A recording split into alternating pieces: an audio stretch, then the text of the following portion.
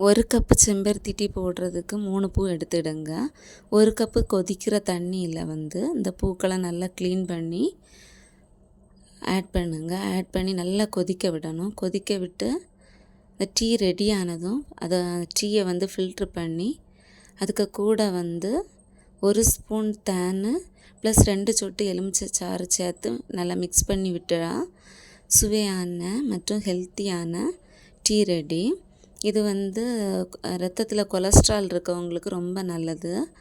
அப்புறம் ஹார்ட்டு பிரச்சனையை ரொம்ப குறைக்கிறது நிறைய ஆராய்ச்சி முடிவுகள் சொல்லுது. அப்புறம் இந்த டீயை ப்ரெக்னென்ட் லேடிஸும் இந்த பால் கொடுக்குற தாய்மார்களும் அப்புறம் ரொம்ப சின்ன பிள்ளைங்க ஏதாவது சர்ஜரி செஞ்சவங்க இதை யூஸ் பண்ணாமல் இருக்கிறது நல்லது.